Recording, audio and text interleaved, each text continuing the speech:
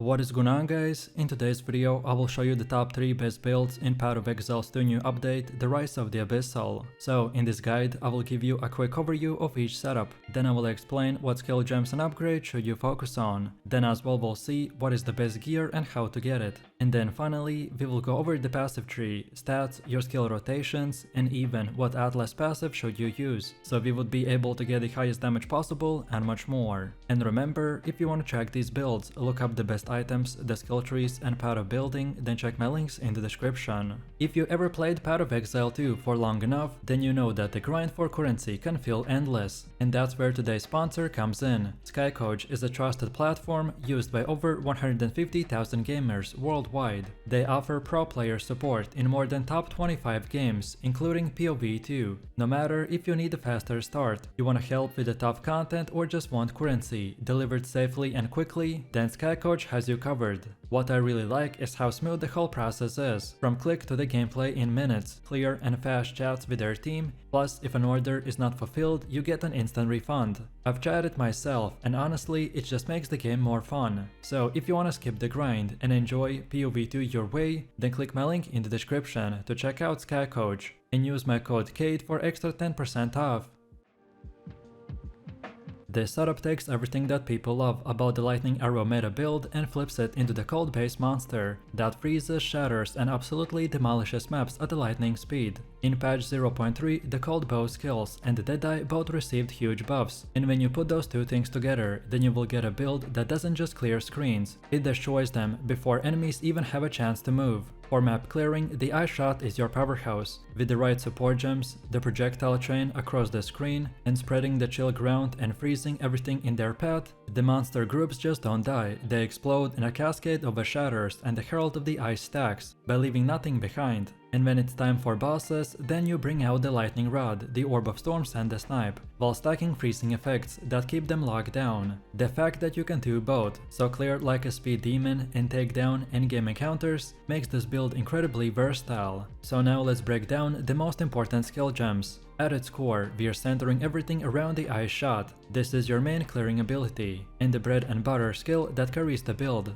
When you fire the Ice shot, the projectile not only deals direct cold damage, but also creates a chilling ground behind it, which slows enemies, and stacks freeze effects across the map. Then the ice-tapped arrows are the best perfect secondary skill, by providing additional cold damage while stacking freeze and the blind effects on tougher enemies. This not only boosts your crowd control, but also makes enemies more vulnerable to your other abilities. When you combine the ice tap arrows with the chilling ground from the ice shot, as they're unable to respond before you shatter them, then the freezing salvo is where the things get spicy. This skill adds a huge cold projectile damage and is perfect for both AoV and single target scenarios. Supported by the hourglass for the cooldown manipulation and the cold penetration for breaking through the resistances. The freezing salvo ensures that bosses and elite monsters can't hide behind high defenses. When you drop this on top of a pack, you're guaranteed an icy explosion of the dead. For debuffs, we are running the Frost Bomb. This applies the cold exposure, which makes enemies take significantly more cold damage. With the potent exposure and the magnified aerial support, your Frost Bombs become larger and more consistent source of vulnerability for the enemies. Dropping this before a boss fight will set you up for a massive burst damage. Then Herald of the Ice is where the clear speed really goes over the top. Every time you freeze and shatter an enemy, it causes icy explosions that chain through the pack. Combine that with your ice shot chaining,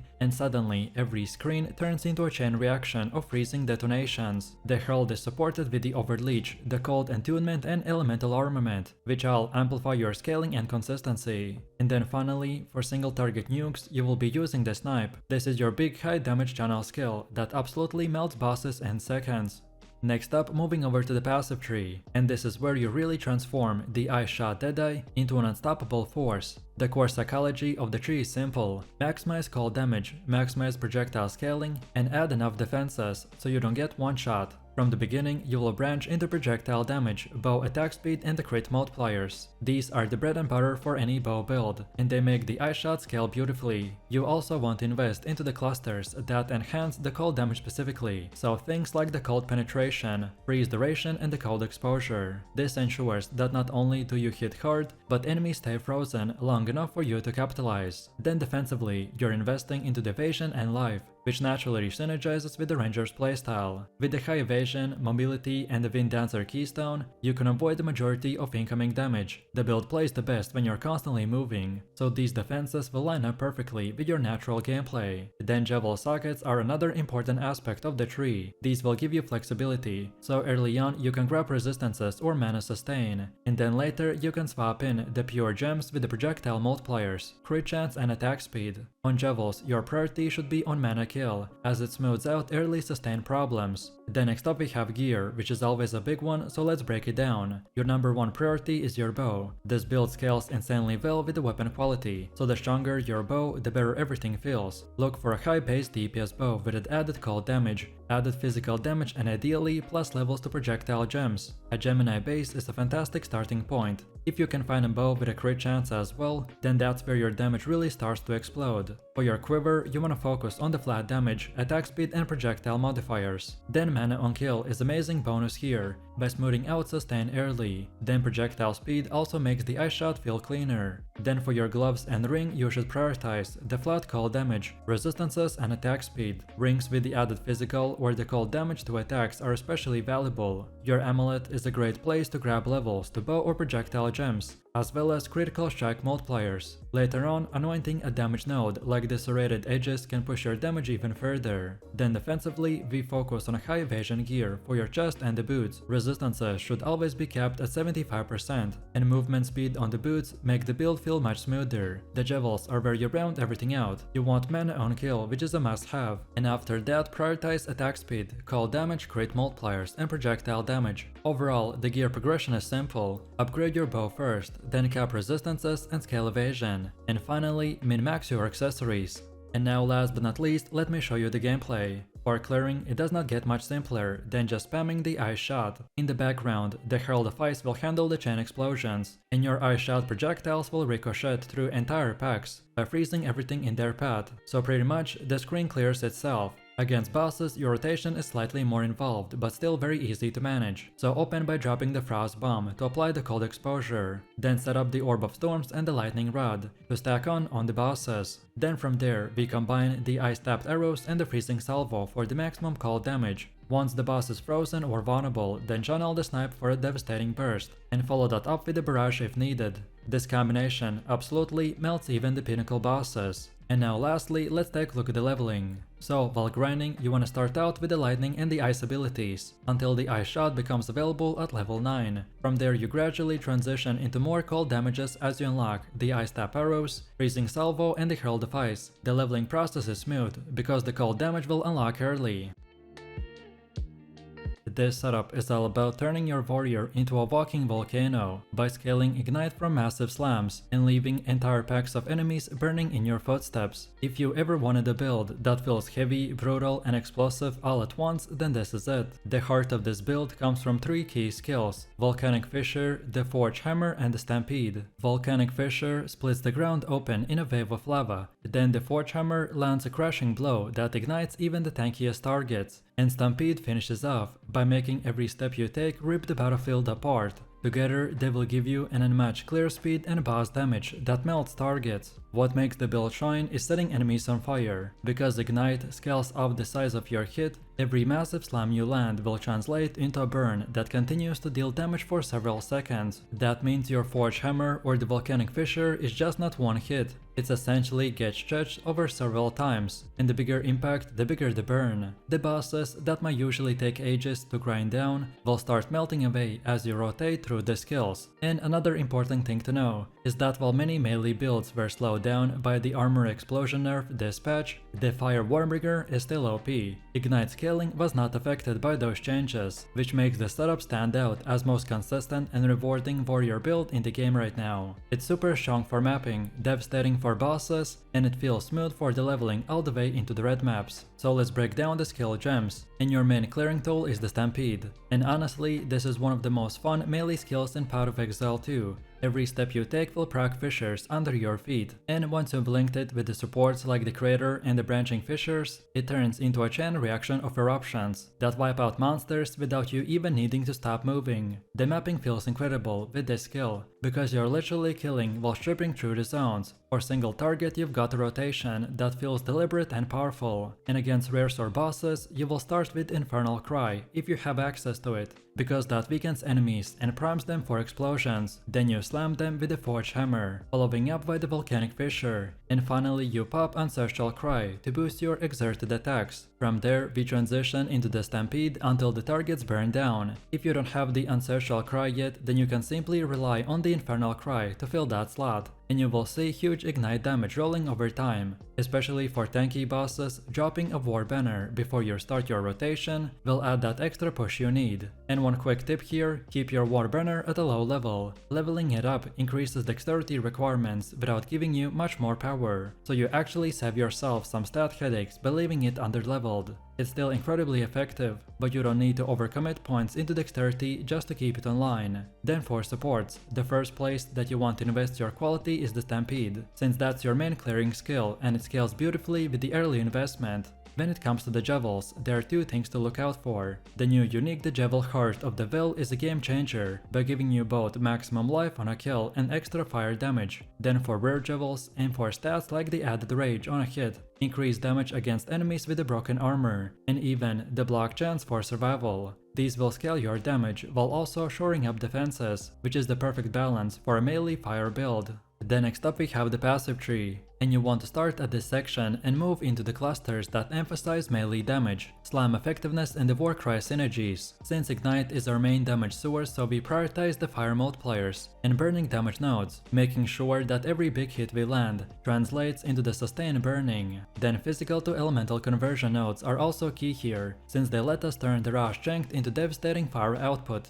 Defenses are built directly into the progression, so maximum life scaling is everywhere, combined with strong investments into the armor and endurance charges. Endurance charges aren't just for defenses, they also tie into the warbringer synergies and empower your exerted attacks. This keeps you both tanky enough to stay in the melee range and consistent enough to deliver empowered blows every few seconds. The Warcry nodes are another cornerstone of the tree. The cooldown reduction and exerted attack bonus are critical, since our whole single target rotation relies on weaving the Warcry into the slams. By reducing cooldowns and increasing their effect, we make sure that our Infernal and Ancestral Cries are always ready when we need them. There's also room here for scaling AoV, which feels fantastic with the skills like the Volcanic Fissure. Bigger coverage here mean faster map clearing, but it also ensures that your slams reliably ignite every enemy in a pack.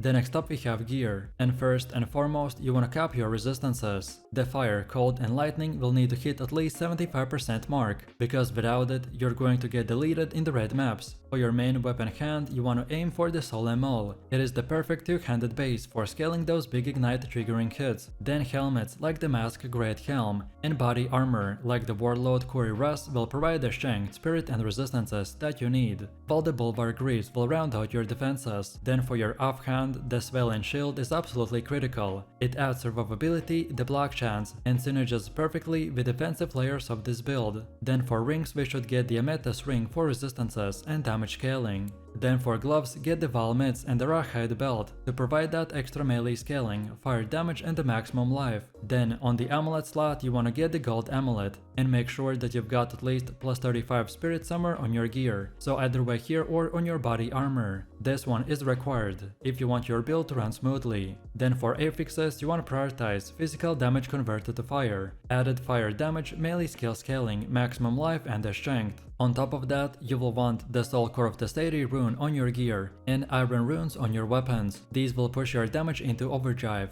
while keeping the defense very high. And finally, don't neglect the Jevels. At the heart of the Vel Jevel is the best end slot for sustain and the fire scaling, but rare Jevels with the rage on hit, fire multipliers and the block chance are just as valuable for rounding out your setup. And now finally, let's see how to actually play this build. The flow is straightforward but incredibly satisfying. For clearing, you will rely almost entirely on the Stampede. Every footstep procs the fissures that ripple through the packs, and once you've got your supports online, you're basically erasing screens just by moving. And then for stragglers or tough rares, you can use the Forge Hammer or the Volcanic Fissure to finish them off. Then for single target, you will shift into a very controlled rotation. If you got Ancestral Cry, then your opener is Infernal Cry to to weaken the enemies, followed by the Forge Hammer, then the Volcanic Fissure, then the Ancestral Cry to empower your extended attacks, and after that it's all about the Stampede, until the target is dead.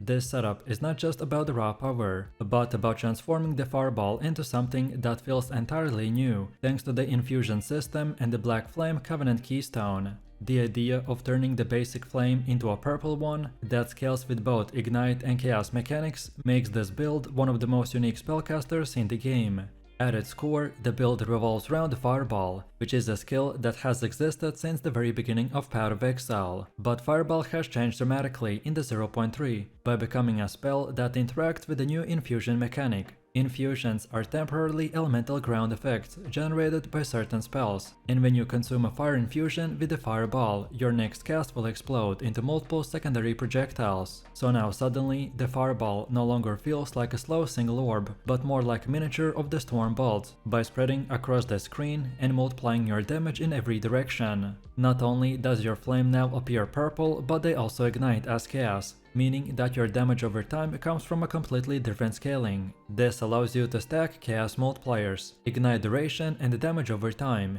in ways that the basic Fireball build would not achieve. The Blood Mage Ascendancy will tie everything together by changing the way that you pay for spells. Instead of mana, every cast will cost life. At first, that might sound dangerous, but the passive tree and the gear are designed to make it feel smooth. Your life pool is massive, your regeneration and the leech are consistent, and your spells will actually help you to sustain by returning the health with every cast. So let's take a look at the build, and the first thing is the skill gems. The Fireball is our centerpiece, but it only becomes the monster we want when it interacts with infusions. The infusion mechanic means that you need to support spells that constantly feed your Fireball with the charges of power. The Living Bomb is one of the most important ones, because it generates fire infusions instantly. By casting it twice before firing the Fireball, you guarantee that all the Fireballs will be infused and you will unleash secondary projectiles. Then the Solar Orb and the Snap will add extra consistency. The Solar Orb provides a sustained zone that constantly refreshes your infusions, while the Snap gives you an on-demand generation when you need. So let's most by turning routine casts into devastating detonations. The flow of combat is built around weaving these spells together. You begin by placing the Sigil Power to ground yourself in the fight, then apply the Despair to strip enemy cast resistance and open them to your damage. You'll trigger the Living Bomb to build infusions, and then release the Fireball to consume them. All of this will create a wave of projectiles that ricochet across the map. The Chaos Bolt serves as a filler, by keeping your damage rolling when you cycle your infusion generation. It feels like a rotation of build up and release, and once you master the timing loop, it becomes the second nature. Then next, our passive tree will combine three principles. So scale Chaos Infused damage, turn the life into your resource, and amplify the spellcasting utility. We start by getting nodes that boost spell damage, ignite scaling and the Chaos multipliers. With the Black Flame Covenant active, all of your fire damage will become chaos, so every chaos node will become relevant. The damage over time multipliers, ignite nodes, and the burning damage clusters will all become key parts of your scaling. This dual interaction between the fire mechanics and the chaos mechanics is what exactly allows the Fireball to reach its full potential. Then the life investment is the second major priority. Because you are a blood mage, so your life pool is both casting resource and a survival buffer. The nodes that increase the flat life, percentage life, and regeneration will become more valuable than almost anything else. Notables like the Sangumancy and the Whispers of the Flesh will feed directly into this style, by rewarding you for casting and spawning life remnants that support your sustain. Recovery on the spell hit, life leech, and regeneration nodes will keep the loop stable, so that you never feel like you're actually running out of life, despite constantly draining it. And then the final thing is utility. The Fireball's infused secondary projectiles only matter if they travel far and persist long enough to hit multiple enemies, so projectile speed and duration scaling are very important. Then next we got gear, and for this build we want to emphasize life, chaos scaling, and the spellcasting efficiency. Your weapon of choice is usually a staff, which in my case is the Chimming Staff, which can roll very high spell damage, critical strike chance, and the cast speed. The staff setup also enables very strong weapon swaps, by letting you carry alternate setups for the curse application and infuse generation. Then defensively, the Rapid Globe is a strong option for the life-based sustain, while the Snake Pit provides unique projectile interactions. Then Defiance of Destiny shines in the late game to give you extra layer of survivability. Your armor pieces focus first and foremost on the maximum life and resistances, because you're constantly losing life, so stacking as much as possible is the only way to keep the engine running smoothly.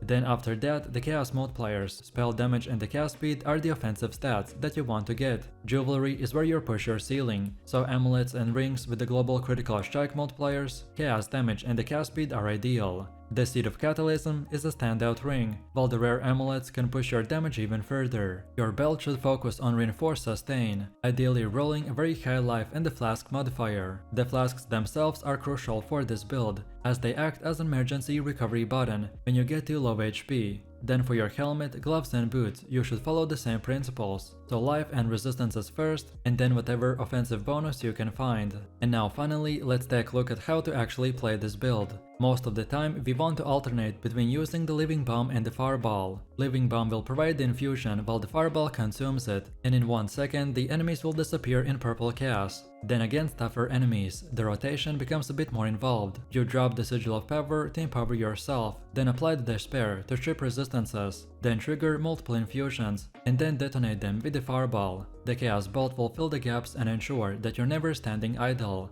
Infusion generation is the core principle of where this build lies, so Living Bomb is your bread and butter, but the Solar Orb and the Snap will provide consistency when you need the extended loop. On weapon swap, you can carry a staff setup that allows you to quickly apply curses, by ensuring the nexts are always under the full weight of your debuffs. This DPS flow will almost become rhythmic. You drain life and restore life in the same moment, and fill the battlefield with a storm of corrupted fireballs. It's not the cleanest build visually. The purple fire, the explosions and the curses and the ground effects often will make the screen a chaotic mess.